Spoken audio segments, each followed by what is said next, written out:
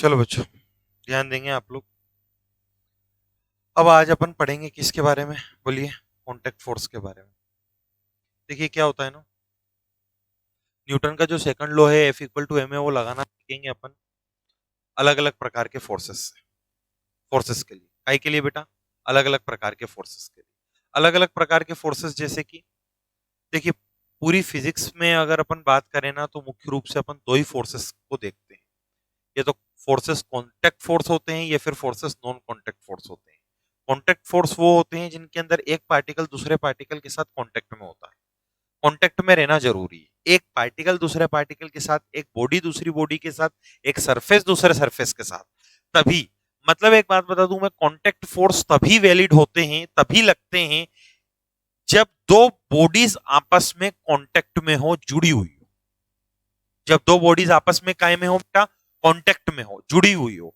जैसे कि आप कौन कौन से कॉन्टैक्ट फोर्स देखते हैं, देंगे। सपोज करो कोई क्या कहते हैं, पुली है और पुली से कोई ब्लॉक लटका हुआ है, ब्लॉक का कुछ ना कुछ मास है। अब यहाँ पे अपने को देखने को मिलता है, आप एक बात देखिएगा, ब्लॉक और रस्सी के बीच में कांटेक्ट पॉइंट है। ब्लॉक और रस्सी के बीच में क्या है बेटा? एक कांटेक्ट पॉइंट। अरे है कि नहीं है बच्चों? ये चीज अपन देखते हैं। अच्छा, यहाँ पर एक स्ट्रिंग टेंशन आ रही होती है रस्सी। अरे बोलिए। अब ये स्ट्रिंग टेंशन जो एक प्रकार का कौन सा फोर्स है? कांटेक्ट फोर्स है। और ये कांटेक्ट फोर्स तभी लग रहा है जब ब्लॉक और रस्सी आपस में कांटेक्ट में है, और ये कांटेक्ट में है, उस पॉइंट को क्या बोलते हैं अपन? कांटेक्ट पॉइंट बोलते हैं। अपन और भी एग्जांपल देखते हैं, जैसे कि एक ब्लॉक सरफेस पे रखा हुआ है, तो सरफेस के कारण नॉर्मल रिएक्शन ऊपर लगती है, ये भी एक प्रकार का कांटेक्ट फोर्स होता है। अपन ये बात देखते हैं कि किस प्रकार से एक स्प्रिंग एक ब्लॉक से कनेक्टेड होती है, ब्लॉक और स्प्रिंग यहाँ पे आपस में एक दूसरे के साथ कनेक्ट होते हैं, एक कनेक्टेड होते हैं, मतलब एक पॉइंट इनके बीच में कांटेक्ट पॉइंट होता है। यहाँ पर भी एक कांटेक्ट फोर्स लगता है। इस कांटेक्ट फोर्स का नाम स्प्रिंग फोर्स है। इस कांटेक्ट फोर्स का नाम नॉर्मल रिएक्शन है। इस कांटेक्ट फोर्स का नाम स्ट्रिंग टेंशन है। अरे बोलिए बेटा, सपोज कीजिए कोई ब्लॉक है जिसका मास m है, उसकी वेलोसिटी आगे है, सरफेस इस ब्लॉक को फ्रिक्शन पीछे की तरफ दे रहा है। सरफेस इस ब्लॉक को फ्रिक्शन किधर की साइड दे रहा है? पीछे की साइड दे रहा है। ऐसी परिस्थिति होती है तो ये फ्रिक्शन फोर्स भी एक प्रकार का कांटेक्ट फोर्स होता है। मतलब मैं आपसे ये कहना चाह रहा हूं कि कांटेक्ट फोर्स लगने के लिए दो बॉडीज का, दो पार्टिकल का, दो सरफेसेस का, इनमें से किसी भी एक का होना कम से कम जरूरी है, कांटेक्ट में रहना। दो बॉडीज का, दो पार्टिकल्स का, दो सरफेस का कांटेक्ट में रहना जरूरी है। Is that clear? तभी कांटेक्ट फोर्स लगेंगे। पूरे चैप्टर के अंदर अपन कांटेक्ट फोर्स के बारे में ही बात करेंगे। Is that clear? लेकिन वहीं अपन बात करें दूसरी तरफ, तो non contact forces. Non contact forces कैसे आते हैं? जैसे कि नॉन कांटेक्ट फोर्सेस के एग्जांपल हो गए बच्चा क्या? एक चार्ज पार्टिकल है Q1, दूसरा चार्ज पार्टिकल है Q2। अब ये चार्ज पार्टिकल Q1 जो है Q2 पर फोर्स लगा रहा है, उधर की तरफ इसको धकेल रहा है, दूर फेंक रहा है। Q2 Q1 पे फोर्स लगा रहा है, इधर की तरफ धकेल रहा है, दूर फेंक रहा है। अरे बात आ रही है कि नहीं आ रही है समझ में आपको? Q1 Q2 को धकेल रहा है, Q2 Q1 को धकेल रहा है। Q1 किसको धकेल रहा है? Q2 को। Q2 किसको धकेल रहा है? धकेल रहा मतलब पुश कर रहा, पुश कर रहा मतलब फोर्स लगा रहा है। और ये फोर्स इस तरीके से लगा रहे हैं, ये दोनों पार्टिकल कोई रस्सी से बंधे हुए नहीं है। ये तो मैंने डायरेक्ट बना दिया, दोनों पार्टिकल ऐसे रखे हुए हैं, यहाँ पर प्लस Q1 है, यहाँ पर प्लस Q2 है, लेकिन कॉन्टेक्ट में नहीं होने के बावजूद भी ये फोर्स लगा रहे हैं। अरे बोलिए बेटा, कॉन्टेक्ट में नहीं होने के बावजूद भी क्या लगा रहे हैं? ये फोर्स लगा रहे हैं। Q1 Q2 पे फोर्स लगा रहा है, Q2 Q1 पे फोर्स लगा रहा है। अरे बोलिए, आप बात देख सकते हैं कि यहाँ पे अर्थ सरफेस है, ये पार्टिकल है, इसका मास m है। अरे बोलिए बेटा, अब ये अर्थ की तरफ जा रहा है कि नहीं जा रहा है? अर्थ इस पे ग्रेविटेशनल फोर्स लगा रही है। अर्थ क्या लगा रही है बेटा? इस पे ग्रेविटेशनल फोर्स। क्या मुझे एक बात बताइए, मैंने छोड़ा इसको, ये धरती पर पहुंचा, सपोज करो इस प्रोसेस में 4 सेकंड लग गए, 4 सेकंड के बीच में क्या अर्थ का और इस पेन का कोई कांटेक्ट था क्या? कोई भी प्रकार से कोई कांटेक्ट नहीं था, लेकिन फिर भी फोर्स लगा कि नहीं लगा? तो मुझे बताइए, ये ग्रेविटेशनल फोर्स लगने के लिए क्या कांटेक्ट का रहना जरूरी है क्या? नहीं है। अरे बोलिए। अब नॉन कांटेक्ट फोर्सेस भी बहुत प्रकार के होते हैं। कुछ फील्ड फोर्सेस होते हैं, कुछ सूडो फोर्सेस होते हैं, अलग अलग वेराइटी के होते हैं। उनके बारे में अपन आगे बात करेंगे। Is that clear? अरे बोलिए। यहां पे अपन बात किस विषय में करेंगे? मुख्य रूप से कांटेक्ट फोर्सेस के बारे में। और कांटेक्ट फोर्स अपन इस चैप्टर के अंदर कौन से देखेंगे? मुख्य रूप से string tension, normal reaction, spring force, frictional force, ये सारे अपन जो है क्या कहते हैं, क्या देखेंगे बच्चा, कॉन्टैक्ट फोर्सेस इस चैप्टर के अंदर देखेंगे। नॉन कॉन्टैक्ट फोर्स बहुत वैरायटी के देखेंगे अपन। नॉन कॉन्टैक्ट फोर्स की एक कैटेगरी जरूर देखेंगे इस चैप्टर के अंदर, और वो कौन सी है बच्चों, कौन सी है बच्चों, वो सूडो फोर्स। अरे क्लियर है ना, ठीक है। Gravitational force, electrostatic force, magnetic force, सब अपन बाद में बात करेंगे, 12th वाले पार्ट में बात करेंगे। Is that clear? चलो ठीक है। अब मैं आपको यहां पे बात बता रहा हूं मैं कि अपन पढ़ेंगे सबसे पहले कॉन्टैक्ट फोर्स के अंदर कौन सी कैटेगरी बच्चों, स्ट्रिंग टेंशन। क्या बच्चा, बोलिए, स्ट्रिंग टेंशन। स्ट्रिंग टेंशन का मतलब होता है रस्सी में खिंचाव, रस्सी में तनाव। अरे समझ आ रही है आपको मेरी बात? अब आप एक बात देखिएगा यहां पे, सपोज कीजिए एक सरफेस है, ठीक है, और इस सरफेस से एक रस्सी बंधी हुई है, और रस्सी से एक ब्लॉक बंधा हुआ है। क्या बंधा हुआ है बच्चा, एक ब्लॉक। सरफेस से क्या बंधी हुई है, सरफेस के ऊपर ऊपर क्या बंधी हुई बच्चा, एक रस्सी। रस्सी से क्या बंधा हुआ है, ब्लॉक। अरे बोलिए, आप एक बात देखना, कोई भी पार्टिकल मैंने इस रस्सी से लटकाया, कोई भी पार्टिकल हुआ, रस्सी बिल्कुल तनी हुई होगी, टाइट होगी, स्लैग नहीं होगी, लूज नहीं होगी, ढीली नहीं होगी रस्सी। अरे होगी कि नहीं होगी बताइए बेटा, रस्सी बिल्कुल कैसी होगी, टाइट, टाइट अवस्था में होगी। अब हम पढ़ेंगे इसको मॉलिक्यूलर बेसिस पे भी, किस तरीके से रस्सी टाइट हुई होगी फोर्सेस के कारण। अरे बात आ रही है समझ में? इसका रीजन पढ़ेंगे। क्यों, एक मुझे बताइए, मांस लटकाने पर रस्सी स्लेग रही, और क्यों मांस लटकाने के मांस लटकाए बिना रस्सी स्लेग हो जाती है, थोड़ी सी ऐसी रहती, और क्यों एक मांस लटकाने के बाद रस्सी बिल्कुल टाइट हो जाती, इस कंसेप्ट को सीखेंगे। और इसी कंसेप्ट में अपने को क्या भी समझ में आएगा इस चीज को सीखने के दौरान ही, स्ट्रिंग टेंशन मॉलिक्यूलर लेवल पे। Is that clear? अब आप एक बात देखिएगा, एक चीज समझा देता हूं मैं, मैकेनिक्स की कोई सी भी प्रॉब्लम चालू करो, एनएलएम से रोटेशन मोशन तक, आप एक शब्द बार बार सुनोगे, और वो होता है एफबीडी। एफबीडी का मतलब होता है बेटा फ्री बॉडी डायग्राम। क्या होता है एफबीडी का मतलब? Free body diagram. Free body diagram का मतलब बता दूं मैं आपको, क्या होता है, एक ऐसा डायग्राम जिसमें जितने भी फोर्सेस लग रहे हैं, एक ऐसा डायग्राम जिसमें पार्टिकल पर जितने भी फोर्सेस लग रहे हैं उसे हमने मेंशन कर दिया है उस डायग्राम में। मतलब कोई भी एक डायग्राम बनाया अपन ने, पार्टिकल पे जितने भी फोर्सेस लग रहे हैं उन सभी फोर्सेस को सिंगल डायग्राम में मेंशन कर दिया। इसी डायग्राम को क्या बोलते हैं अपन? Free body diagram. एक सिंगल पार्टिकल पे जितने भी फोर्सेस लगे उन सभी को मेंशन करना एक डायग्राम के थ्रू। अरे क्लियर है बेटा? काय के थ्रू बेटा? एक डायग्राम के थ्रू। जैसे कि अपन यहां पर बात करेंगे ना, एक बात बताऊं मैं फ्री बॉडी डायग्राम की, तो इसी केस के अंदर आप एक बात देखना है, पार्टिकल कौन लिया, मास लिया, ये मास दिख रहा है अपने को, एमजी किधर लग रहा है, नीचे की तरफ। अरे बोलो बेटा, अब अभी मैं तुम्हारे को बता रहा हूं, इन दोनों के बीच में कॉन्टेक्ट है, और कॉन्टेक्ट पॉइंट पे स्ट्रिंग टेंशन लग रही है ऊपर की साइड। अरे बोलिए, कॉन्टेक्ट पॉइंट पे स्ट्रिंग टेंशन किधर लग रही है, ऊपर की साइड। इस टेंशन को और इस एमजी, ये दो प्रकार के फोर्सेस लग रहे हैं, इनको मैंने मेंशन कर दिया इस सिंगल डायग्राम में, और इसी चीज को क्या बोलूंगा मैं, एफबीडी। अरे क्लियर है? अब मैं तुम्हारे को समझाता हूं टेंशन क्या लग रही, कैसे लग रही, क्यों लग रही। अरे ठीक है, इस बारे में डिटेल में यहाँ पर बोर्ड पे ध्यान दीजिएगा आप लोग। आप एक बात देखना, मैंने मेंशन करा यहाँ पे कि टेंशन इस पर्टिकुलर पॉइंट पर ऊपर लग रही है। कौन से पॉइंट पर ऊपर की तरफ लग रही है, बोलिए बेटा? कॉन्टेक्ट पॉइंट पर। कौन से पॉइंट पर बेटा? कॉन्टेक्ट पॉइंट पर ऊपर की साइड लग रही है।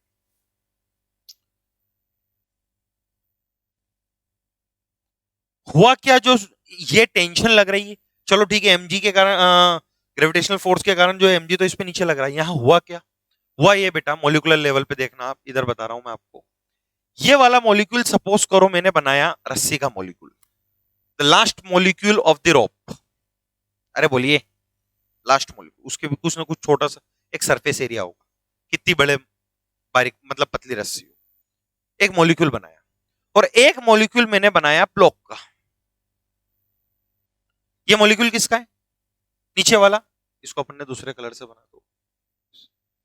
नीचे वाला मॉलिक्यूल किसका है बेटा, ऊपर वाला मॉलिक्यूल किसका है? अब एक बात देखना, रस्सी ने ब्लॉक को टाइटली पकड़ रखा है। समझना आप मेरी बात।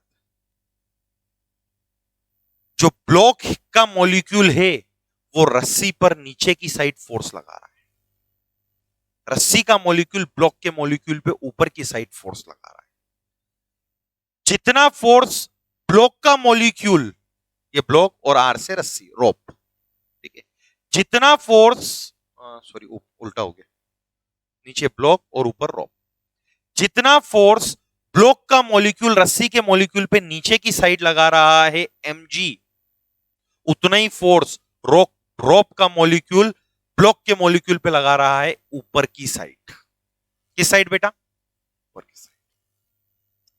अगर ऐसा नहीं करेगा तो इनके बीच का कांटेक्ट, ऐसा नहीं होगा तो इनके बीच का कांटेक्ट टूट जाएगा, छूट जाएगा कांटेक्ट।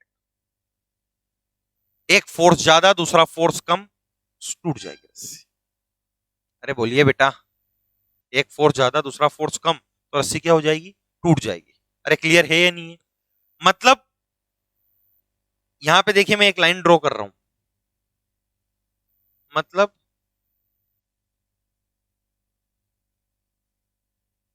इस लाइन पर ब्लॉक और रस्सी दोनों सेपरेट हो रहे हैं। अरे बोलिए, और इस लाइन पर ब्लॉक के जितने भी मॉलिक्यूल्स होंगे उन सभी ने रस्सी के साथ क्या बना रखा है? कांटेक्ट। अरे बोलिए, और इसी पॉइंट को बोलता हूं बच्चा में कौन सा पॉइंट? Contact point. अरे बोलिए, क्या बोल रहा हूं बेटा मैं? अब आप मुझे बताइए इस पर्टिकुलर कांटेक्ट पॉइंट पर, कांटेक्ट पॉइंट कहां बनाया है बताया मैंने? सुनना मेरी बात तुम ध्यान से, कांटेक्ट पॉइंट कहां बनाया है, कांटेक्ट पॉइंट के बारे में समझ लेना आप बस।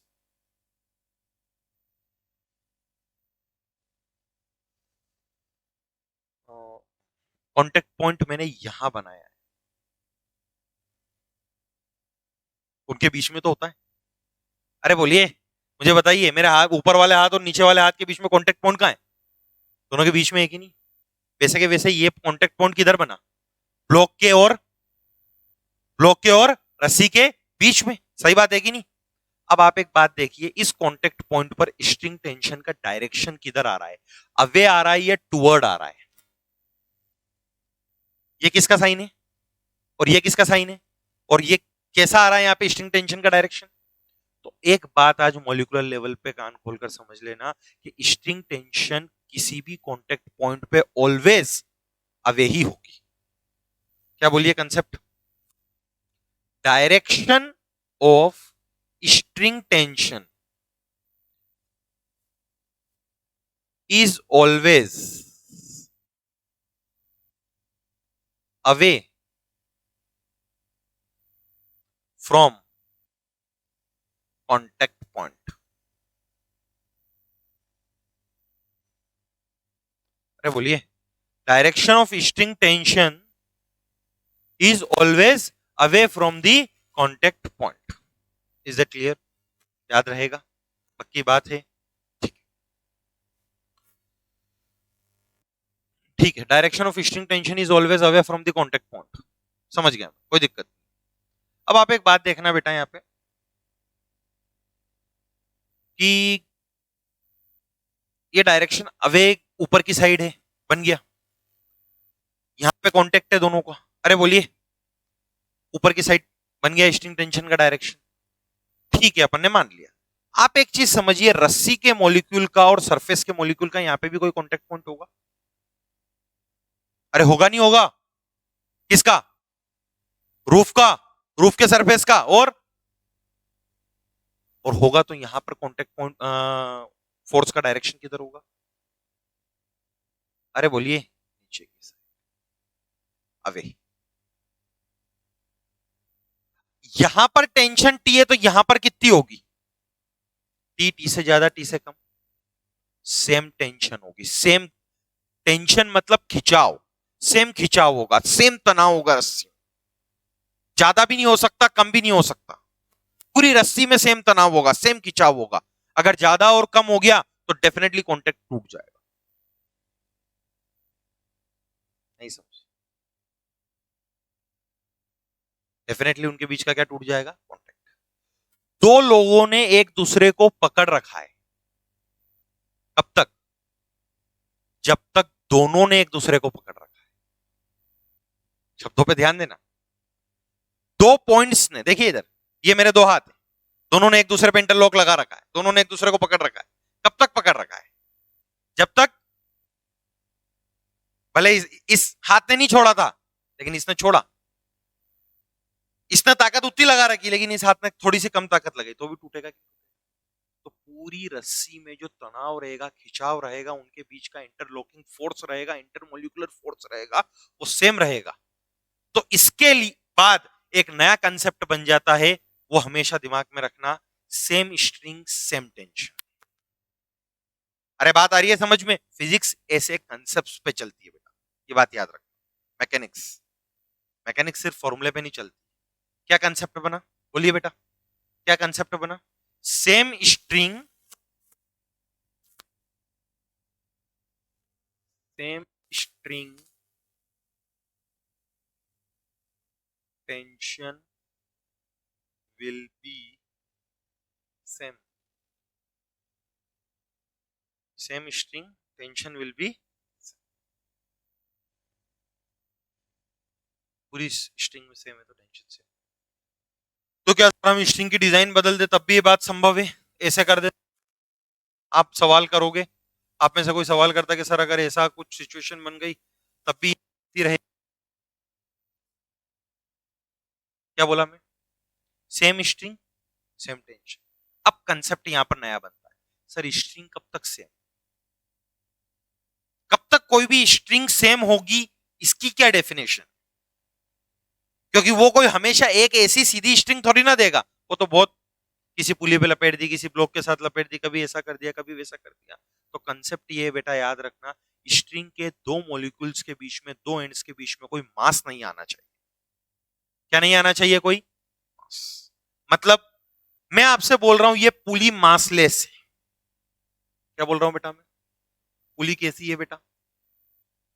मासलेस। इसका मतलब ये हुआ, जो स्ट्रिंग इधर है वही स्ट्रिंग उधर है।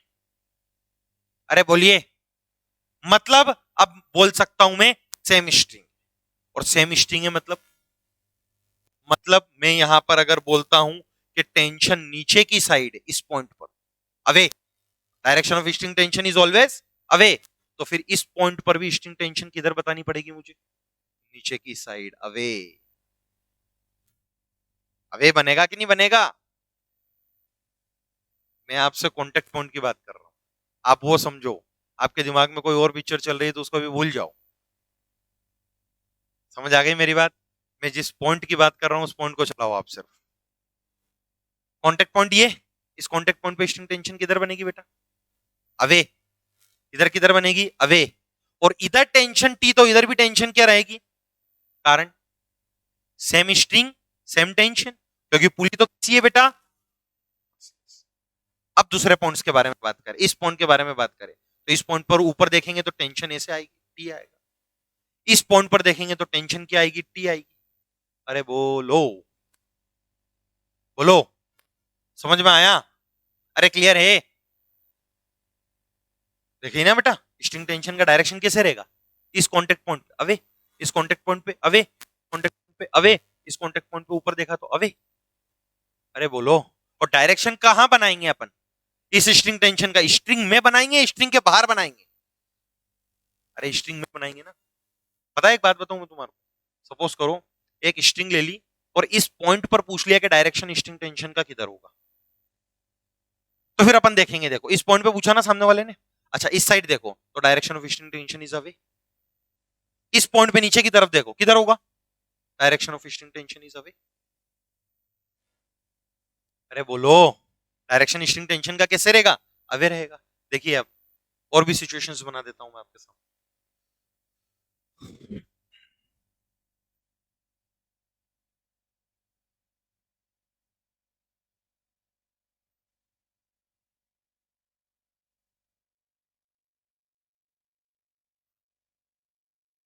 देख रही है, एक ब्लॉक है, ठीक है, डायरेक्शन ऑफ स्ट्रिंग टेंशन कैसा होगा बेटा?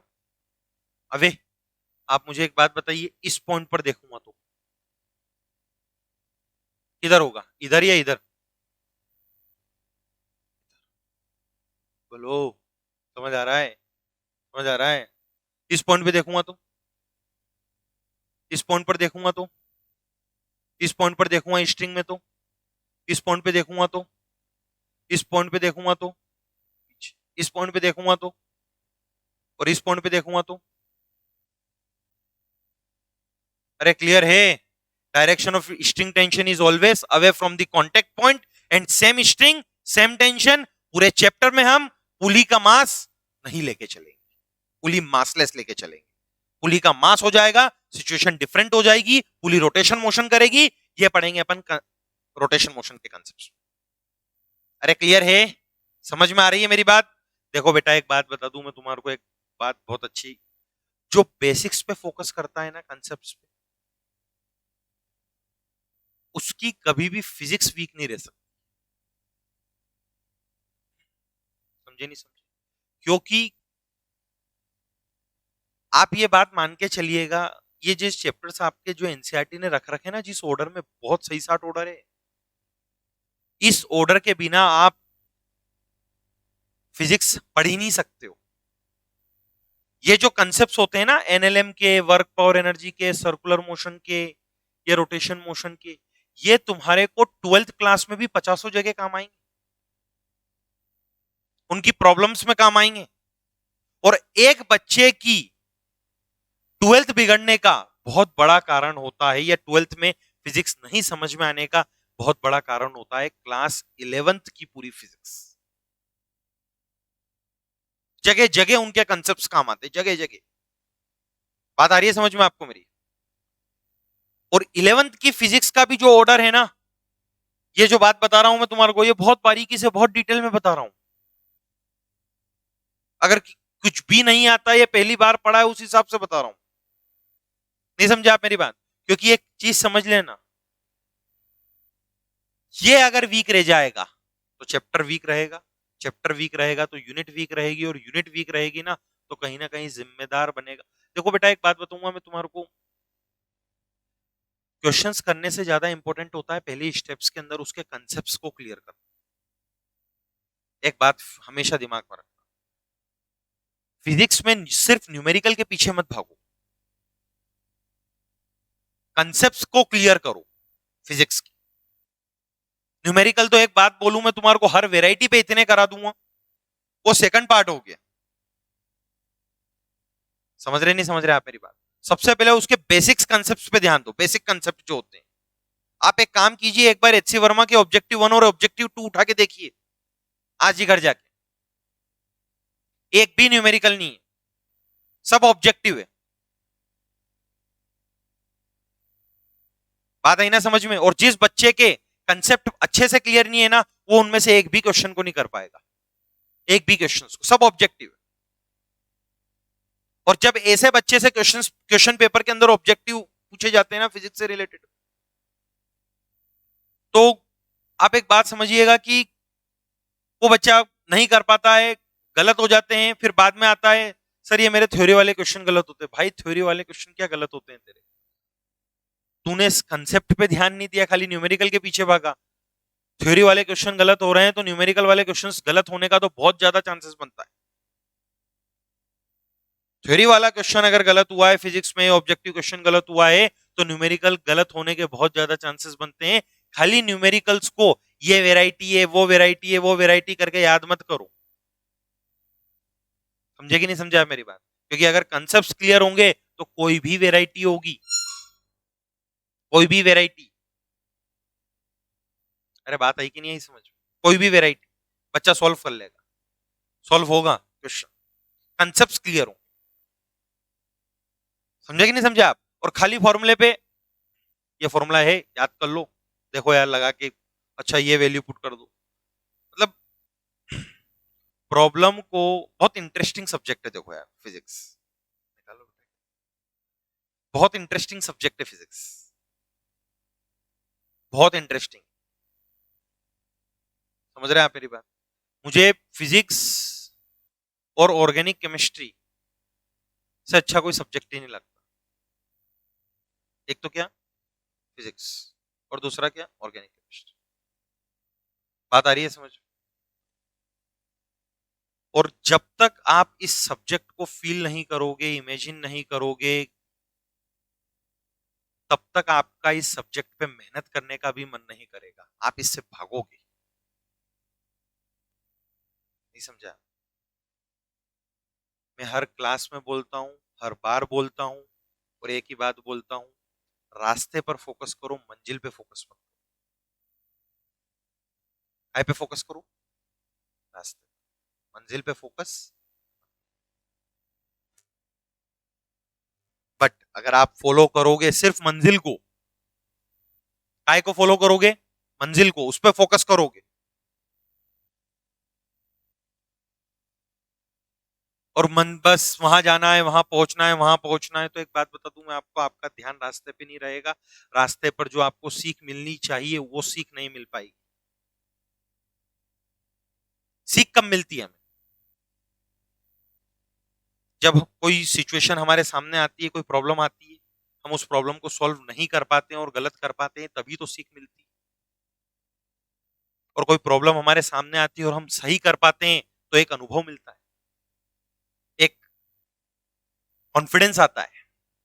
आप क्या हो? डॉक्टर बनोगे आप लोग। डॉक्टर बनने पर आप क्या करोगे? प्रैक्टिस करोगे, यही वर्ड यूज करोगे हमेशा। और हर पेशेंट के साथ आप क्या, मुझे एक बात बताइए, एक क्या होता है? एक्सपेरिमेंट ही होता है मेरे अकॉर्डिंग तो। बताइए ना आप, क्या होता है बेटा? एक एक्सपेरिमेंट ही तो होता है। अच्छा ये दिक्कत है, एक काम कीजिए, आप ये दवाई लीजिए। सही बात बता रहा हूं मैं तुम्हारा, एक एक्सपेरिमेंट होता है उस पेशेंट के साथ। क्या हुआ मुझे एक बात बताइए, कोविड के टाइम पे लोगों को जो डॉक्टर्स को इसकी दवा नहीं मिली, एक्सपेरिमेंट के तौर पे रोज नई दवाएं आ रही थी कि नहीं आ रही थी न्यूज चैनल्स पे? बताइए आप लोग मुझे। फिर फाइनल जो है, क्या कहते हैं, गवर्नमेंट ने बोला कि नहीं यार, इसका फाइनल सॉल्यूशन तो वैक्सीनेशन ही है प्रॉपर। हमारे पास अभी इसका कोई सॉल्यूशन ही नहीं है। एक नया वेरिएंट, वो नया वेरिएंट, मतलब कितनी बड़ी प्रॉब्लम बन गई थी पूरी दुनिया के लिए। नहीं समझे आप? और जो लोग सिर्फ प्रॉब्लम है, प्रॉब्लम है, एक कॉमन मैन तो क्या प्रॉब्लम है, प्रॉब्लम है, अरे कोरोना आ गया, लोग जो डर रहे थे वो प्रॉब्लम पे फोकस कर रहे थे। वैक्सीनेशन टीम ने सॉल्यूशन पे फोकस किया। जो देश या दुनिया में अलग अलग कंपनीज वैक्सीन प्रोड्यूस कर रही थी, वो प्रॉब्लम पे वर्क कर रही थी। आप प्रॉब्लम पे वर्क करना सीखो, और वर्क करना सीखो, रास्ते पर फोकस करो। सिर्फ आंखों में खाली बस आपकी मंजिल नहीं होनी चाहिए। अरे बात आ रही है कि नहीं आ रही है समझ में आपको मेरी? और जब तक ऐसा नहीं होगा, आप देखो सीधी सी बात है, जो भी सब्जेक्ट पढ़ो, सब्जेक्ट को अगर आपने एंजॉय नहीं किया, सब्जेक्ट को पढ़ने पर आप खुश नहीं हुए, कुछ अच्छा नहीं लगा, तो मेरे हिसाब से आप बहुत ज्यादा लंबे नहीं चल पाओगे। नहीं समझा मेरी बात? बहुत ज्यादा लंबे नहीं चल पाओगे। बिल गेट्स ने खुद ने सॉफ्टवेयर बनाया, तब जाके दुनिया की सबसे बड़ी सॉफ्टवेयर मेकिंग कंपनी का आज वो मालिक है। उसका खुद का प्रोडक्ट था। समझना आप मेरी बात। उसने खुद ने काम किया उस सॉफ्टवेयर पे। शुरुआत में वो खुद लाया, वो खुद कितना इंटरेस्टेड था, अपनी दूसरी पढ़ाई को महत्व नहीं देते हुए उसी सब्जेक्ट में। आप लोगों ने एक डिसीजन लिया है कि आप लोग डॉक्टर बनना चाहते हो, तो आप इस सब्जेक्ट को कहीं से कहीं तक भी ये मानो मत कि यार ये तो व्यर्थ में पढ़ाया जा रहा है। क्योंकि एक चीज बता देता हूं मैं आपको, साइकोलॉजिकली ये सब्जेक्ट जितनी हिम्मत आपकी मजबूत करेगा, तर्क शक्ति मजबूत करेगा, उतना बायो भी नहीं। तर्क शक्ति की बात कर रहा हूं, समझे कि नहीं समझे आप मेरी बात? तर्क शक्ति। तर्क मतलब क्या होता है? तर्क देना, समझ रहे हैं आप? तर्क शक्ति। बायो में क्या अपन कितने तर्क लगाते हैं? बायो में तो मुख्य रूप से चेक की जाती है स्मरण शक्ति, याद करने की पावर। लेकिन एप्लीकेशंस मुख्य रूप से किसमें होता है? फिजिक्स में होता है। बात आ रही है कि नहीं आ रही समझ? और एक अच्छे कॉलेज में जाना है, अगर आप टारगेट रखते हो एम्स दिल्ली का या भारत के किसी भी एम्स का, एक अच्छे कॉलेज में अगर आपको जाना है, वहां पे आपने अगर जाने का सपना देखा है, तो एक बात बता दूं मैं आपको, आपकी काउंटिंग पीछे से चालू होगी। 720 में एक क्वेश्चन गलत हुआ, ऐसा बोला जाएगा। वो बच्चा ये नहीं बोलेगा मेरे 179 सही, वो बच्चा ये बोलेगा, रोते हैं वो लोग, अरे यार एक क्वेश्चन गलत हो गया, दो क्वेश्चन गलत हो गया। अरे समझे नहीं समझे? एक चीज पेपर में देख लो, हमेशा से हमारे इतने क्वेश्चन सही, बस इस पे ध्यान दो आप, नंबर पे मत ध्यान दो। फिक्स दिमाग में रख लो, आज के बाद बहुत शानदार लाइन बोल रहा हूं बेटा, बहुत शानदार लाइन बोल रहा हूं, इस चीज को रिकॉर्ड कर लेना। नंबर जज करना है ना अपने आप को, देन डोंट जज yourself on the basis of number, जज yourself on the basis of number of right questions, number of right answers. कितने हमारे उत्तर सही है? हमारे 180 में से 140 सही। अच्छा ठीक है यार, मुझे 40 और वर्क करना। समझे आप मेरी बात? सोचना कैसे सिखा रहा हूं, इमेजिन करो आप, जो भी टेस्ट आपका हुआ, अगर उसमें आप ये बोलोगे ना 720, अरे यार 640 440 ही नंबर आ रहा है, तो बच्चा तुरंत, अरे यार अभी भी इतना बड़ा गैप है, 640 लाने। नहीं समझ रहे बेटा मेरी बात? आप मेरी बात से सहमत हो आप? लेकिन मैं कहना क्या चाह रहा हूं, आप 440 नंबर मत बोलो अपने, क्या बोलना सीखोगे अब? नंबर ऑफ क्वेश्चंस 440 का मतलब लगभग आपके मान के चलिए आप कि 108 क्वेश्चन के आसपास सही होंगे, 105 क्वेश्चन के आसपास सही होंगे। कितने होंगे? 110 क्वेश्चन के आसपास, 110 क्वेश्चन, 110 क्वेश्चन आपके सही। अरे यार अभी भी मेरे को 70 क्वेश्चन और काम, 110 क्वेश्चन से। नहीं समझा आप मेरी बात? और प्रॉब्लम का सॉल्यूशन चाहिए, और प्रॉब्लम के आंसर चाहिए। तो जब प्रॉब्लम आएगी हम उस पर वर्क करेंगे, गलत होगा तो भी हम सीखेंगे, सही होगा कॉन्फिडेंस मिलेगा, हमारे को हमारे आंसर्स पे हमेशा विश्वास होगा। इसीलिए मैं बच्चों से बोलता हूं कि फिजिक्स में आप जितनी भी प्रॉब्लम करो ना, पहले खुद से ट्राई करो, पूरा पेपर पूछो ही मत टीचर से। मैं सीधी सी बात बता दूं आपको, हम यहां पे क्यों टीचर है, इतनी बात बता देता हूं मैंने अपनी लाइफ में फिजिक्स के 50 प्रॉब्लम से ज्यादा किसी और से नहीं पूछी होगी। 50 प्रॉब्लम, 50 तो बहुत बता दी, 50 प्रॉब्लम का सॉल्यूशन ही नहीं पूछा होगा मैं भी जब पढ़ता था अपने टीचर से। एक ही बात सिखाई, एक ही चीज सिखाई, यार काम करो उस सब्जेक्ट में। आज बहुत आसान लगता है हमें, समझना आप मेरी बात?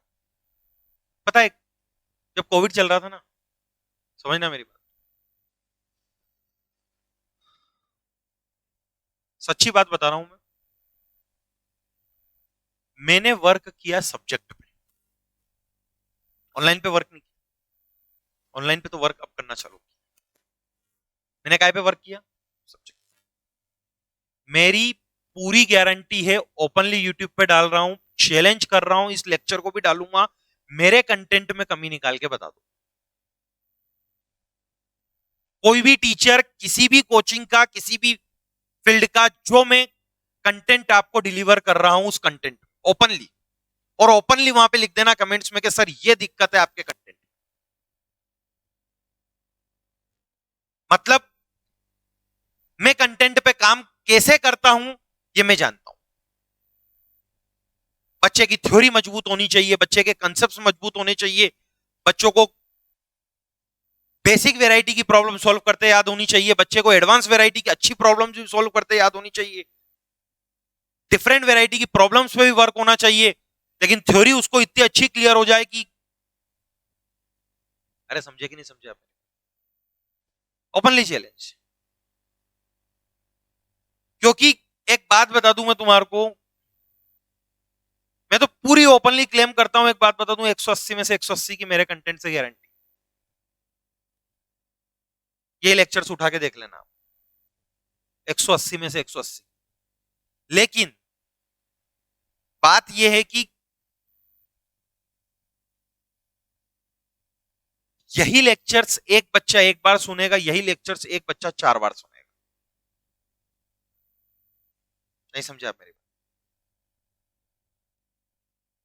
यही नोट्स एक बच्चा एक बार पढ़ेगा, यही नोट्स एक बच्चा 4 बार पढ़ेगा, 5 बार पढ़ेगा।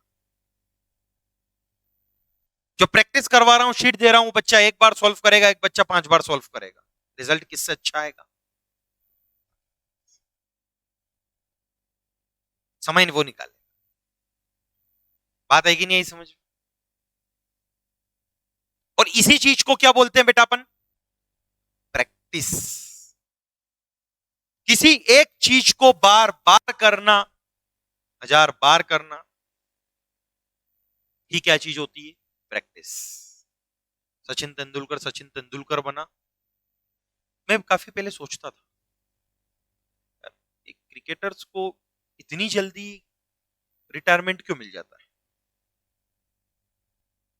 सरकारी जॉब में तो 62 में होता है, 60 में हो जाता है। क्या हुआ बेटा? 50 में रिटायरमेंट हो जाता है। सरकारी जॉब में 50 में रिटायरमेंट हो जाता है इनके हिसाब से, ठीक। लेकिन क्रिकेटर्स को तो और जल्दी रिटायरमेंट ले लेते हैं वो लोग, लगभग 35 या 40। एथलेटिक्स क्यों, ऐसा क्यों? बॉडी वीक हो जाती है, क्या एफिशिएंसी? कोच बन सकते हैं। और शरीर कमजोर हो जाता है, मैं तो इस बात को नहीं मानता सिर्फ। तो क्या सिर्फ शरीर कमजोर होने की वजह से? उनको तो कितना अच्छा अनुभव होता होगा, उनको तो इतने मैचेस का अनुभव है, सचिन तेंदुलकर इतने मैचेस का अनुभव है, लेकिन फिर भी उसने संन्यास लिया। जब वो संन्यास लेता तो रोज ये बात आती थी, सचिन तेंदुलकर कब संन्यास लेंगे, कब संन्यास लेंगे। और लोग जो है क्या कहते, भाई तू संन्यास क्यों ले रहा है, अभी मत ले। लेकिन फिर उसने क्यों संन्यास ही क्यों लिया? कोई भी प्लेयर हुआ, सिर्फ वो एक के बॉडी वीक हो गई। पता है क्या होता है ना, कुछ पाने की इच्छा शक्ति, कुछ जीतने की इच्छा शक्ति। पता है हम वर्ल्ड कप कब जीते थे? 2014 में जीते थे। 13-14 में एक लास्ट वर्ल्ड कप जीते थे ना, 11 में, 2011 में जीते थे। जो लास्ट मैच था ना सचिन तेंदुलकर का, वो था वर्ल्ड कप जिताना। एक एम था, एक उद्देश्य था देश के लिए। समझना आप मेरी बात। सचिन तेंदुलकर हुआ, अमिताभ बच्चन हुआ, इन लोगों ने, पता है एक बात बताऊं मैं तुम्हारे को, देश और दुनिया में वो इज्जत कमाई। समझना, ये जिस चीज पर हाथ रख दे वो चीज आसानी से बिक जाए। और इनकी मेन कमाई पता है, एक बात बताऊं मैं तुम्हारे को, मैच से थोड़ी ना है। इनकी मेन कमाई होती है कि जिस प्रोडक्ट पे हाथ रख दें वो प्रोडक्ट बिक जाएगा, मतलब उसके एम्बेसडर वगैरह या फिर उसके मार्केटिंग के लिए बन जाता है। और इन्होंने इतनी इज्जत कमाई कैसे?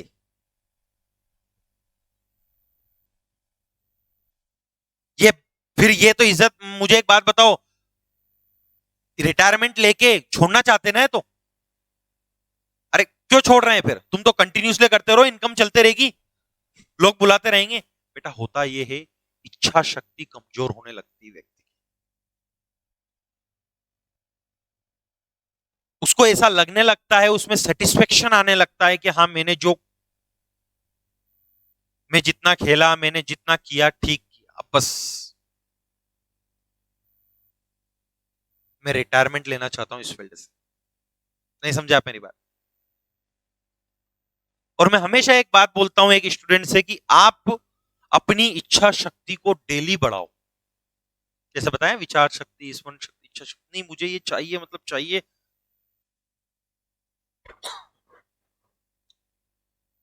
सुबह उठने पर, ईश्वर को नमस्कार करने पर तुरंत एक ही बात, एक ही चीज को याद करो, और वो है लक्ष्य।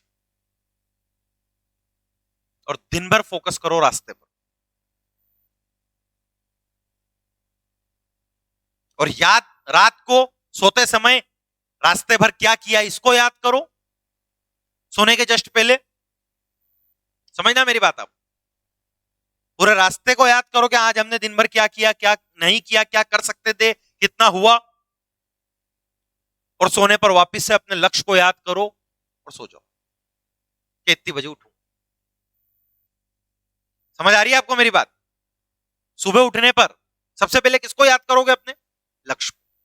दिन भर याद नहीं करना है बेटा, दिन भर जब भटको तब याद करना बस। नहीं यार, भटको कैसे भटको? मोबाइल चला रहे हैं, चलाने बैठ गए, 2 मिनट से ज्यादा हुए, नहीं यार,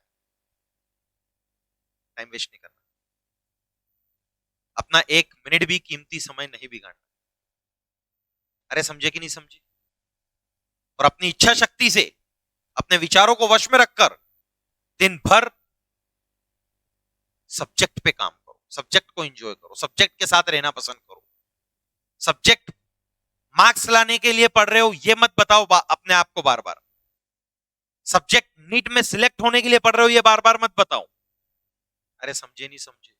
मतलब सिर्फ मार्क्स को आधार मत बनाओ। समझे कि नहीं समझे? अरे यार, बात इतनी सी है कि पहली बार पढ़ने के बाद दूसरी बार पढ़ने की इच्छा शक्ति भी तो पैदा करनी पड़ेगी। दूसरी बार पढ़ने के बाद तीसरी बार पढ़ने की वापस से, कि नहीं यार वो इच्छा शक्ति भी तो आए। तीसरी बार से चौथी बार जाना, मैं खुद मानता हूं इस चीज को करना मुश्किल है। समझना आप मेरी बात? लेकिन आप उस चीज को क्यों कर रहे हो? उसमें परफेक्शन लेके आना चाहते हो। उस चीज को अगेन एंड अगेन इसलिए कर रहे हो, उसमें क्या लेके आना चाहते हो आप? परफेक्शन। मैं क्यों अपने कंटेंट पे इतना विश्वास करता हूं? एक बात बताऊं मैं तुम्हारा, सिर्फ एक ही चीज के कारण, परफेक्शन के कारण। और कोई चीज मेरे कंटेंट में कमी निकालता है कोई व्यक्ति,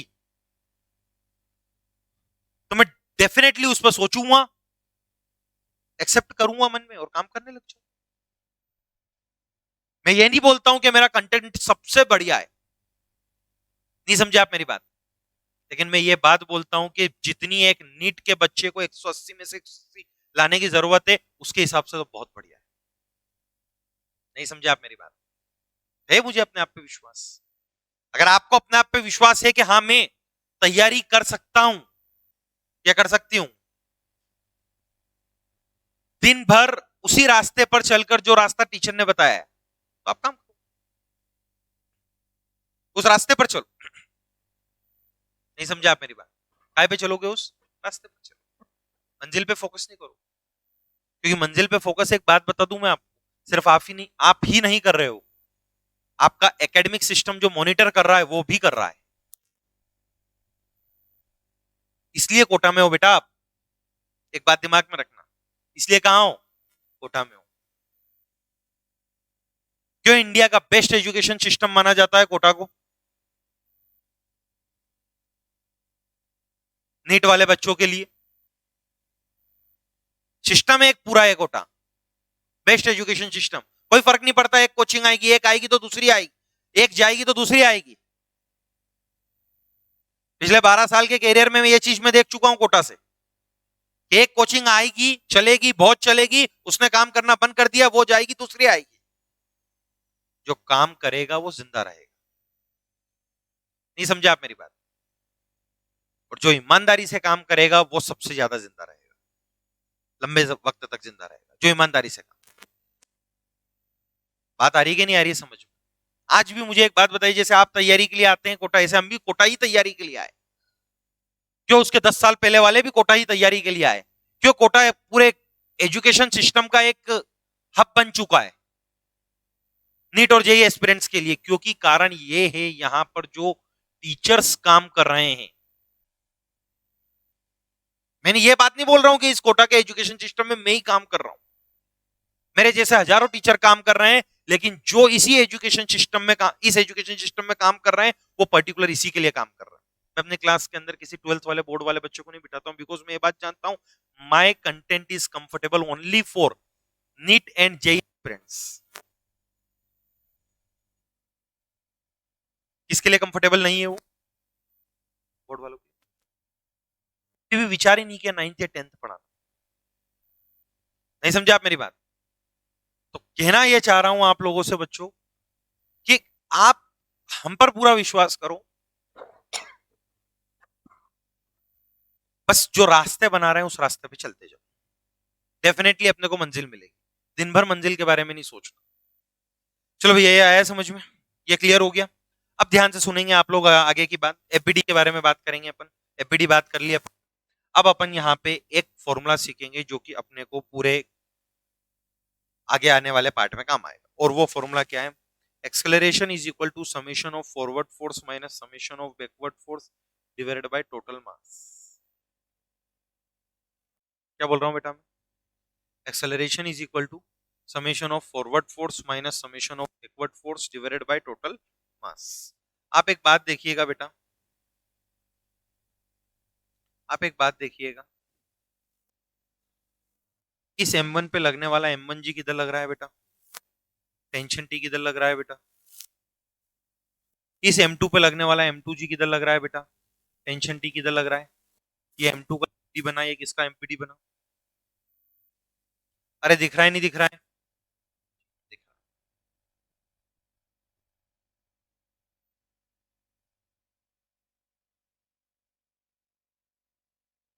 अब ध्यान से समझना, एक बहुत बढ़िया बात सिखाता हूँ आपको। अगर किसी सिस्टम में आपको एक्सेलरेशन निकालना है, क्वेश्चन के अंदर एक्सेलरेशन के बारे में पूछे, तो मैं आपको एक बात बताता हूं, बिना कॉन्टेक्ट फोर्स निकाले भी आप डायरेक्ट एक्सेलरेशन निकाल सकते हो। बिना कॉन्टेक्ट फोर्स बिना कॉन्टेक्ट फोर्स निकाले डायरेक्ट आप एक्सेलरेशन निकाल सकते हो। कैसे? इस फॉर्मूले से। लेकिन किस तरीके से अप्लाई करके, बोर्ड पे ध्यान दीजिएगा। आप एक बात देखिएगा कि इस पार्टिकल का अगर डिस्प्लेसमेंट नीचे की तरफ एक्स होगा, तो इस वाले ब्लॉक का ऊपर की तरफ डिस्प्लेसमेंट कितना होगा? अरे बोलो। जो डिस्प्लेसमेंट का मैग्नीट्यूड यहां होगा, वो डिस्प्लेसमेंट का मैग्नीट्यूड। अरे बोलो बेटा, होगा नहीं होगा? अगर ये ज्यादा हुआ और ये कम हुआ तो रस्सी टूट जाएगी, और ये कम हुआ और ये ज्यादा हो गया तो रस्सी स्लेग हो जाएगी। इस बात को फील कर पा रहे हो आप लोग? अरे ये इधर वाला ज्यादा हो गया और इधर वाला कम हुआ तो रस्सी क्या हो जाएगी? स्लेग हो जाएगी। मतलब, अरे यार इतनी सी बात है, ये ऐसे समझो। ये व्यक्ति अगर आगे 5 मीटर चलता है तो इसको भी 5 मीटर चलना जरूरी है, तभी तो रस्सी की लेंथ मेंटेन रहेगी। ये ज्यादा चल गया और ये कम चला तो रस्सी टूटेगी नहीं क्या? अरे बोलो। और ये कम चला और ये ज्यादा चल गया तो रस्सी, अरे बोलो। मतलब दोनों के डिस्प्लेसमेंट का मैग्नीट्यूड, वेलोसिटी का मैग्नीट्यूड, एक्सेलेरेशन का मैग्नीट्यूड, और ऐसा होगा, इसी को बोलते हैं कांस्टेंट मोशन। अगर ऐसा होगा तो बेटा आप याद रखना, इस फॉर्मूले को पूरे सिस्टम पर एक साथ लगा सकते हैं। कैसा होगा? जब सिस्टम के सभी पार्टिकल के एक्सेलरेशन का मैग्नीट्यूड सेम होगा, जब सिस्टम के सभी पार्टिकल के एक्सेलरेशन का मैग्नीट्यूड, उस सिचुएशन में आप ये वाला फॉर्मूला पूरे सिस्टम पर एक साथ लगा सकते हो। बेटा ये हर सिचुएशन में नहीं लगेगा, ये बता रहा हूं मैं। ये क्लियर कर दिया मैंने, जिसने ध्यान दिया होगा तो आगे बढ़ जाएगा। समझ गए आप मेरी बात? ये कब लग सकता है? सिर्फ पूरे सिस्टम पर, सिस्टम के सभी पार्टिकल का, अन्यथा पूरे सिस्टम पर हर वक्त नहीं लगेगा। अब अगर ऐसा होगा कि पूरे सिस्टम पे एक साथ लग सकता है, तो ऐसे केसेस में आप एक बात देखेंगे, इस सिस्टम को फॉरवर्ड मोशन कराने के लिए रिस्पॉन्सिबल कौन है? फॉरवर्ड मोशन मतलब जिधर इसका मोशन होगा। सपोज कीजिए मैंने आप लोगों को यहाँ पे एक इंफॉर्मेशन और दी, M1 is greater than M2। M1 किससे बड़ा है बेटा? M1 किससे बड़ा है? और अगर M1 M2 से बड़ा है तो डेफिनेटली M1 किधर आएगा? M1 किधर आएगा? M2 किधर जाएगा? अरे होएगा नहीं होएगा? अरे बोलो बेटा, होएगा ऐसा? तो M1 के डायरेक्शन में, M1 का जिधर जिधर उसका मोशन ऑफ डायरेक्शन होगा, उसी डायरेक्शन को बोलूंगा मैं फॉरवर्ड डायरेक्शन। अरे बोलिए, M1 का किधर डायरेक्शन ऑफ मोशन है? अरे बोलिए, ये सिस्टम का डायरेक्शन ऑफ मोशन, और पूरे सिस्टम का बैकवर्ड डायरेक्शन ऑफ मोशन ये इधर हो जाए, क्योंकि ये भी किधर जा रहा है, ये बैकवर्ड डायरेक्शन। पूरे को एक सिस्टम मान, पूरे को क्या मान लिया बेटा, एक सिस्टम, वो बैकवर्ड डायरेक्शन ऑफ मोशन। अरे क्लियर है? जैसे कि बोर्ड पे ध्यान देंगे आप लोग, एक सिचुएशन बनी में, यहाँ पे ध्यान देना आप, एक ब्लॉक बनाया, इस ब्लॉक का मास मैंने यहाँ पे जो है 2 kg रखा, इस ब्लॉक का मास मैंने यहाँ पे 4 kg रखा, और यहाँ पर टेंशन टी लगा दी, सॉरी टेंशन टी नहीं, फोर्स एफ लगा दिया, और फोर्स एफ की वैल्यू मैंने यहाँ पर 6 न्यूटन बोल दी। कितनी बोल दी बेटा? 6।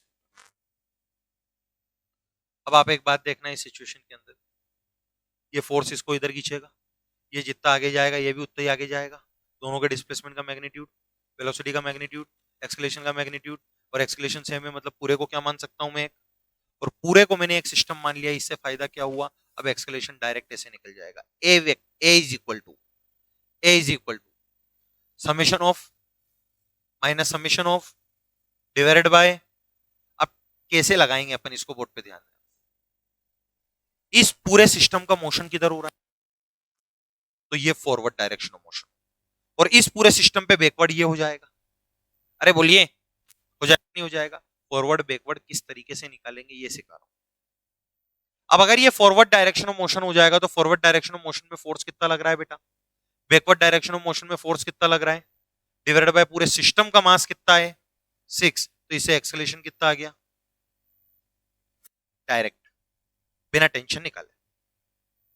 लेकिन इसके लिए कंडीशन बता दिए मैंने आपको, कंडीशन क्या है बच्चों इसके लिए, बोलिए बेटा कंडीशन क्या है इसके लिए, it is valid only when each particle of the system have same magnitude of acceleration.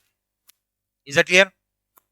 पीछे वाले क्वेश्चन के लिए अब अपन डायरेक्ट बात करेंगे। यहां इसमें फॉरवर्ड मोशन किसकी वजह से हो रहा है, m1g, बैकवर्ड किसकी वजह से हो रहा है, m2g, डिवाइडेड बाय टोटल मास कितना, m1 plus m2, m1 minus m2 divided by m1 plus m2 n2g। ये याद कर लेना, क्वेश्चन का आंसर जल्दी आ जाएगा, लेकिन लगा वही पाएगा जिसको पूरा कंसेप्ट याद है। ये बात बता दो, पूरी पिक्चर याद है। अरे क्लियर है? कोई दिक्कत तो नहीं है इतने पार्ट में? इसको एक प्रॉब्लम बना दे, इसमें क्या होगा,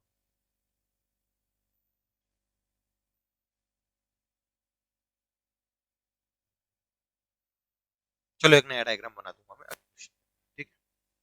उतार लो बेटा फटाफट इसको, रुको एक काम करो 2 मिनट, हाँ ये वाला,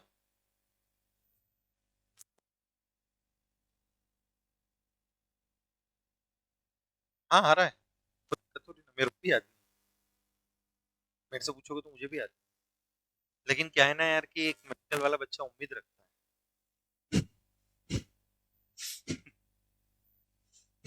समझ गए ना?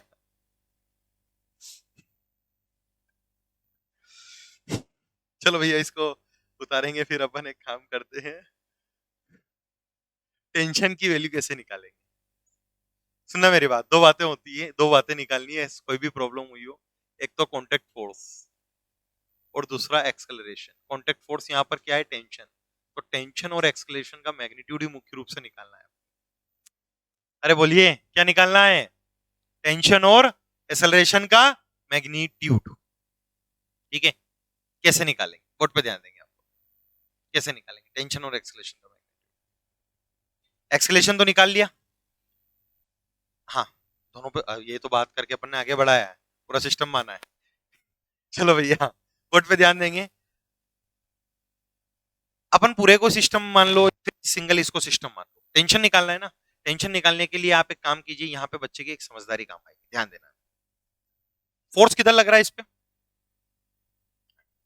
ये कौन सा पॉइंट है, किस किस के बीच का, रस्सी और ब्लॉक के बीच का। यहां पर टेंशन आएगी पीछे, यहां पे टेंशन किधर आएगी, अच्छा ये रस्सी और ब्लॉक के बीच का वापिस पॉइंट है, कौन सा पॉइंट है बेटा, कॉन्टेक्ट। यहां पे टेंशन आएगी आगे, इसमें टेंशन किधर आएगी, इसमें टेंशन किधर आएगी, अरे बोलो, होगा नहीं होगा ऐसा? अरे बोलिए। होगा। अब बात पर ध्यान देंगे आप लोग। हम टेंशन निकालने के लिए इसको सिस्टम के रूप में नहीं लेंगे, हम टेंशन निकालने के लिए पहले इसको सिस्टम के रूप में, इसको पीछे वाले कैसे लेंगे सिस्टम के रूप में, उसको सिस्टम माना अपन ने। अरे बोलो, टेंशन किधर लग रहा है? अब फॉरवर्ड फोर्स क्या बेटा? T. Backward force 0 divide by, अरे बोलो, यानी कि टी इक्वल टू कितना हो गया? 2 है डायरेक्ट। अरे बोलिए, टी इक्वल टू, या फिर डायरेक्ट आप लिख दो यार, forward force minus backward force equal to, इससे बढ़िया जो है ना, क्या कहते हैं, फोर्स निकालने के केस में टी माइनस बैकवर्ड फोर्स कितना है बेटा? इस पे 0, मास इंटू एक्सेलेरेशन, एक्सेलेरेशन कितना आया? 1, टी की वैल्यू 2 न्यूटन डायरेक्ट। हम टेंशन निकालने के लिए उस ब्लॉक को लेंगे जिस पर सिर्फ खाली टेंशन लग रही है, तो आसानी से आ जाएगा। आप बोलेंगे सर इसको लूंगा मैं तो इसको लेने पर भी आएगा, लेकिन थोड़ा सा काम, थोड़ा सा बारीक सा काम दिक्कत वाला हो। कैसे? फोर्स किधर लग रहा है? कितने न्यूटन का? टेंशन किधर लग रही है?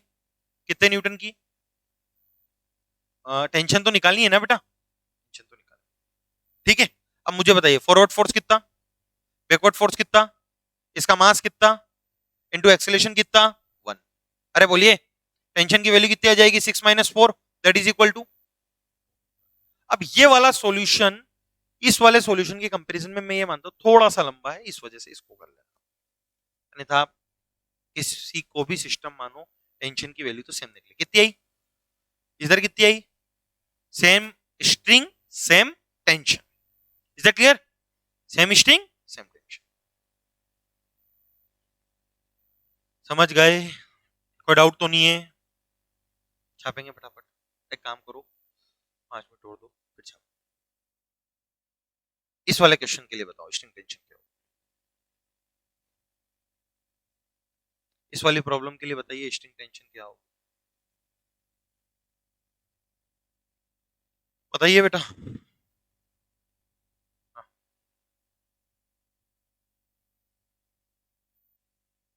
बताइए।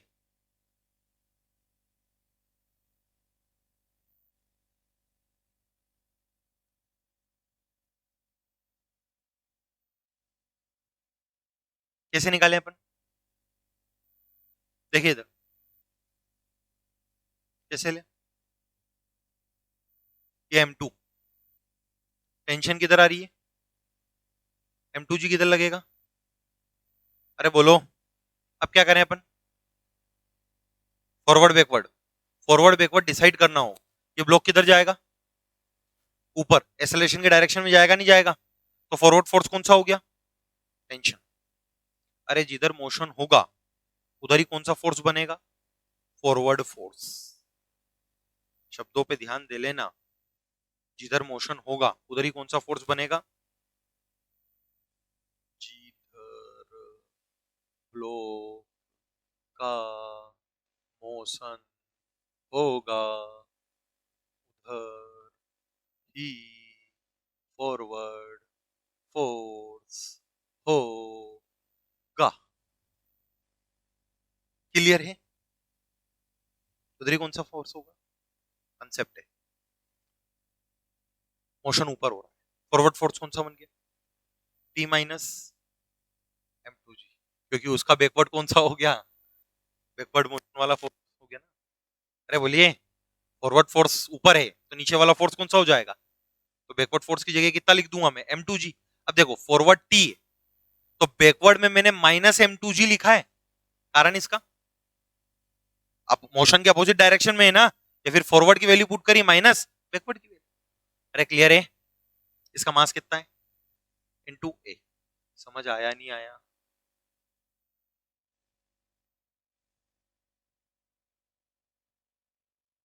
ये बहुत देर से इधर उधर हो रहा है, हटा ही देते हैं इसको। चलो भैया, अब टी की वैल्यू कितनी आ जाएगी? टी की वैल्यू कितनी आ जाएगी? उधर जाएगा तो कितना हो जाएगा ये? M2G। अरे बोलो, प्लस M2, ए की वैल्यू कितनी बेटा? M1 minus M2 divide by M1 plus M2 into g. है ना, इतना बड़ा याद नहीं करना है। अगर याद भी करना है तो एक दे रहा हूँ आसरा, पूरा सॉल्व करोगे ना तो आपके पास, पूरा सॉल्व करवाना चाह रहे हो क्या? 2m1m2 divided by m1 plus m2। ये बेसिक केस है, इस वजह से अगर याद कर लो तो बढ़िया रहेगा, क्योंकि ये केस बहुत 50 जगह काम आता है, आते रहता है ये वाला केस। ये वाला केस है, मतलब ये वाला केस। अरे क्लियर है, बढ़े आगे, समझ में आया? एक केस और बता देते हैं। हाँ बोलो, क्या बोल रहे हो बेटा? वही तो बता रहा था, और यही तो क्लास में चाहिए मुझे, क्यूरियोसिटी। जो टीचर से अगली स्टेप में क्या होगा ये पूछ ले। चलो बोर्ड पे ध्यान देंगे, बहुत बढ़िया बात है बेटा। क्लास में ध्यान लगाना ही तो बड़ा मुश्किल काम है क्लास में। समझ रहे मेरी बात तुम? ये ध्यान ही तो नहीं होता है बच्चे का। अगर बच्चा, हर बच्चा अगर क्लास में अगर एक जैसा ध्यान लगाने लग जाए तो सभी का रिजल्ट एक जैसा क्यों नहीं है? यही तो चीज होती है, ये चीज चाहिए हमें स्टूडेंट्स। खाली फिजिकली टीचर के सामने प्रेजेंट रहना, ये तो ये बता रहा है कि टीचर के डिसिप्लिन ने तुम्हें बांध रखा है, तुम टीचर की इतनी इज्जत कर रहे हो। ये तो एक बच्चा तो अभी भी क्लास चलेगी तो आगे पीछे, हाँ मैं भी इधर लिख रहा हूँ तो वो उधर बात कर रहा है, कुछ खा रहा है पी रहा है, ये कर रहा है वो कर रहा है। हम कुछ थोड़ी ना बोलेंगे, समझना आप? हर क्रिया की प्रतिक्रिया है, न्यूटन का थर्ड लॉ भी पढ़ूंगा। तो वो जैसा करेगा वैसा भोगेगा। एक बात समझना, वो जैसा करेगा वैसा भोगेगा। और बार बार हमेशा एक ही बात बोलता हूं मैं तुम्हारे से, तुम अपनी इतनी क्यूरियोसिटी बढ़ाओ कि टीचर जितनी देर पढ़ा रहा है, मेरी खास बात है, मैं पढ़ूंगा ना तो पूरे मन से पढ़ूंगा, अन्यथा नहीं पढ़ूंगा। ये बात याद रख, अन्यथा छुट्टी है यार भैया, आज पढ़ाने की। सही बात बता रहा हूं। और डिसिप्लिन में रहकर पढ़ाना बहुत अच्छे से पूरी कोशिश करता हूँ। चलो भैया बोर्ड पे ध्यान देंगे। ये बोल रहे हैं कि तीसरा केस, सर अगर तुमने 3 ब्लॉक को लटका दिया एक साथ, अभी तो कितने ब्लॉक लटके थे? 2, एक इधर एक इधर, लेकिन दूसरे से तीसरा बांध दिया। कितने से भी कितना बांध दो, कंसेप्ट फेल नहीं होगा। कैसे? बोर्ड पे ध्यान देंगे। पुली दिख रहा है बेटा? अब मैंने यहाँ पे 2 ब्लॉक लटका दिए, एक इधर लटका दिया, इसके साथ एक और ब्लॉक। इसका मास ले लिया अपन ने कितना केजी? 4 kg। इसका मास कितना ले लिया? 3 kg। और इधर एक और ब्लॉक लटका दिया, इसका मास कितना ले लिया? 2 kg। 2 kg। अमेरिका में देखेंगे उनको तभी तो समझ में आएगा। वो 2 kg। समझ में आ रही है मेरी बात? नाउ बताएंगे एक्सेलरेशन निकाल, एक्सेलरेशन निकालने के लिए क्या किया जाए? बताइए, बताइए क्या किया जाए? फॉरवर्ड फोर्स माइनस, ये अपने देहात, forward force minus backward force. कैसे अप्लाई किया जाए आप बताएंगे?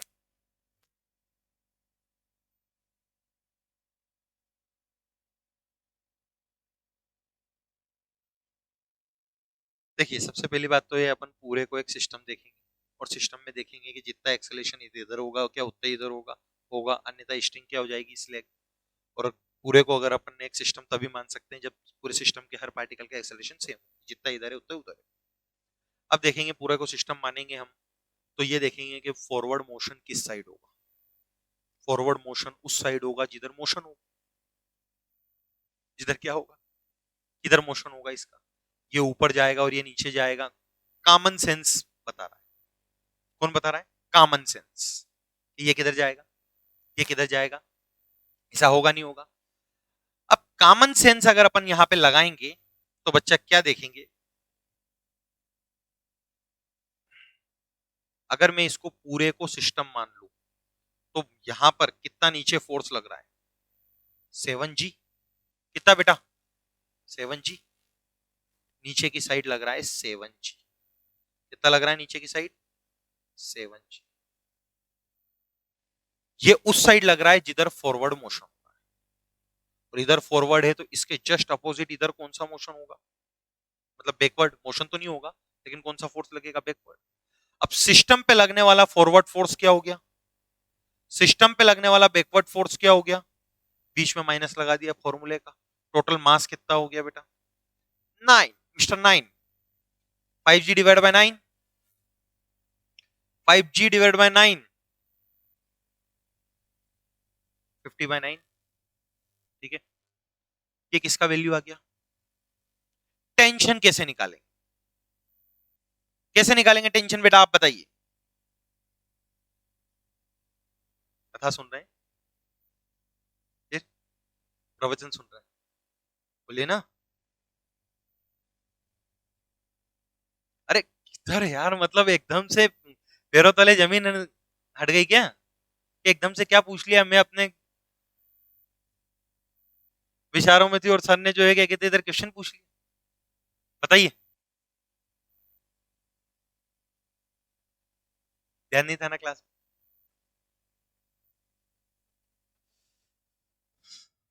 हाँ बताइए बेटा, आप बताइए बेटा क्या करें, क्या किया जाए।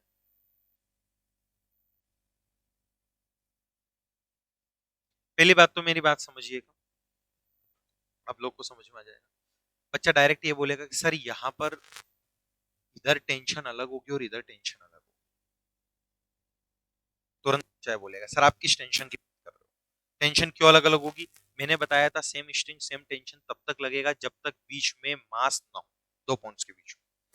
स्ट्रिंग के इस पॉइंट और इस पॉइंट के बीच में कितना केजी आ गया, और 3 kg आ गया, मतलब ऊपर की स्ट्रिंग अलग हो गई और नीचे की स्ट्रिंग अलग हो गई। और ऊपर की स्ट्रिंग और नीचे की स्ट्रिंग अगर अलग हो गई है तो ऐसी ऐसी परिस्थिति में टेंशन भी अलग अलग होगा। इधर टेंशन अपन मान लेते हैं T2 और इधर टेंशन मान लेते हैं अपन T1। बोलो, इस पे टेंशन ऊपर की साइड T1। हाँ ये तो सेम स्ट्रिंग है ना, सेम स्ट्रिंग मतलब सेम टेंशन। अच्छा ऊपर T2 यहां पर लग रहा है तो यहां पर भी T2, यहां पर भी T2 और यहां पर भी T2, क्यों, क्योंकि ऊपर वाली स्ट्रिंग तो पूरी क्या हो चुकी है, सेम। बोलो, समझ आया। अब बात सुन, टेंशन निकालना है T1। मैं नीचे वाले को सिस्टम मानूंगा, आसानी पड़ेगी, क्यों आसानी पड़ेगी, थोड़ी देर पे सिखा दूं। आप एक बात देखिएगा, इस पे टेंशन T1 किधर लग रहा है बेटा, बोलो। इस पे 4G किधर लग रहा है, क्या बनाया, एफपीडी बनाया, क्या बनाया बेटा, फ्री बॉडी डायग्राम बनाया।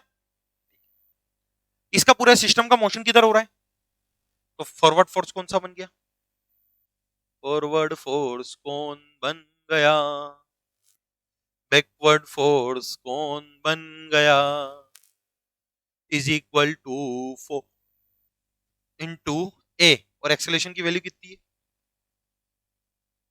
समझ आया नहीं आया। अगली स्टेप में 4G minus T1 is equal to कितना होगा बेटा यहाँ पे, 20G/9। ठीक है, 20G/, अगली step 4G minus 20G/9 is equal to T1।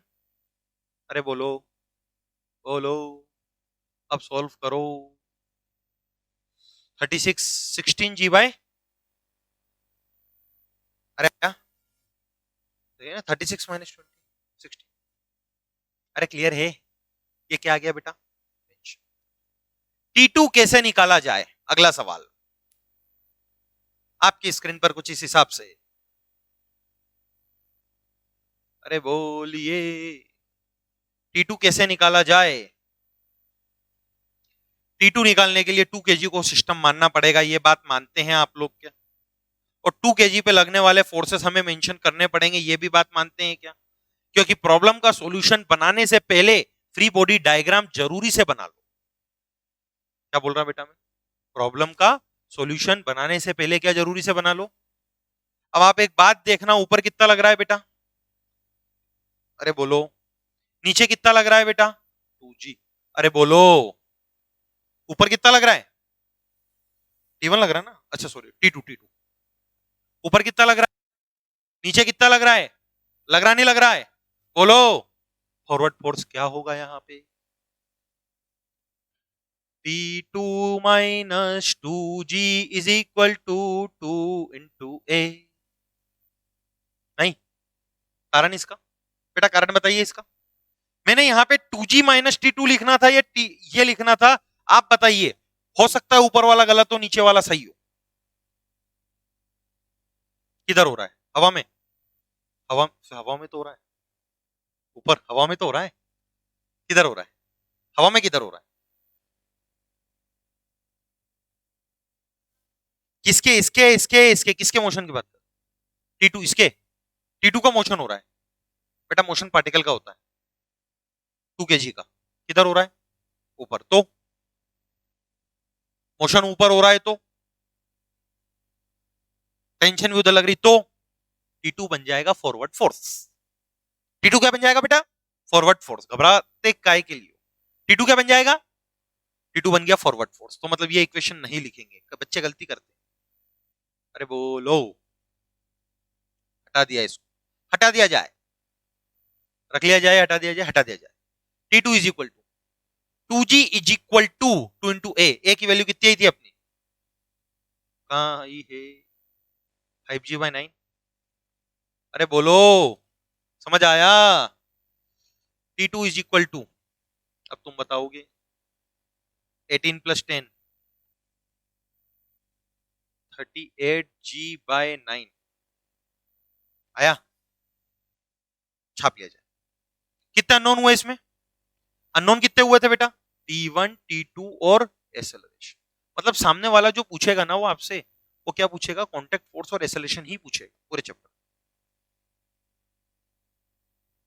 कौन ऊपर जा रहा है? क्या बात कर दी, बहुत शानदार, बहुत बढ़िया बेटा। 3 किधर जा रहा है? ऊपर।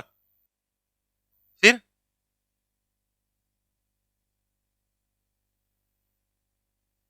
T2 अपन ने इधर ही क्यों लिया?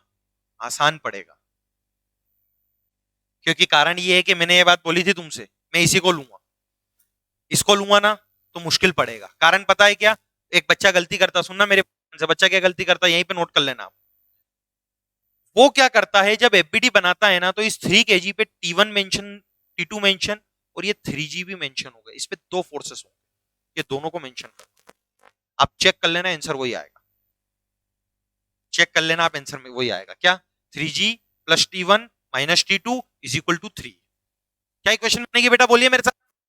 3G + T1 - T2 is equal to, लो, छाप लिया जाए।